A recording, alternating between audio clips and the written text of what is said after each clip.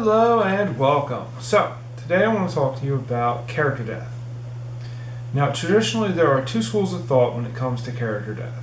Two schools that I am seeing, anyway. There's a school of thought that says the value of death within fiction and writing comes from what we are not going to see that character do anymore. All of the stories we would have been, all of the adventures that character would have been on. A good example is, well, I guess I wouldn't call it a good example, but an example of this theory is that in the movie Up, when the female lead dies in the first 5 minutes of that awful movie, then it's the fact that we don't see them continue their adventure that makes it heart-wrenching. The second school of thought, which is the school of thought I've always subscribed to, says that the reason that we value the death is because we valued the life. Now, what does that mean? That means that, we'll use Up as an example again. The reason that the death of that woman is so hard for us to deal with as audience members, and it gets me every time. I can't watch the movie, it drives me nuts, is because we've watched them live a life unfulfilled. They have something that they were trying to do, and we watch them suffer and continue on and put in the work, but never quite make it. And then right before they were going to get their payoff, bam, she's dead. And it's such a mind blow, because it's such a well done sequence of events, and it happens so organically and so believably that it is one of the better ones I've ever seen, especially considering it's only like 5 minutes. But it absolutely kills me, and I can't watch it. It drives me nuts. It's these moments like this create value, I think, because we've watched that character, we've lived with that character, but most importantly, we have suffered with that character.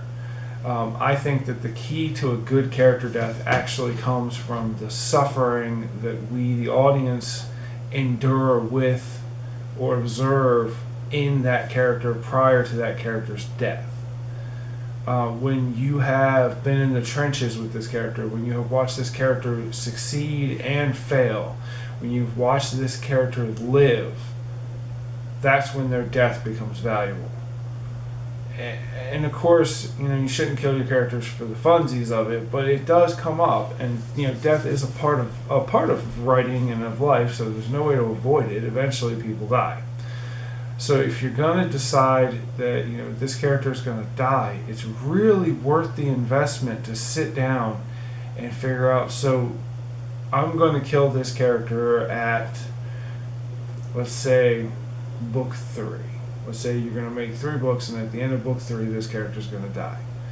Then you should, throughout book 1 and 2, let that character live. Build that response with the audience.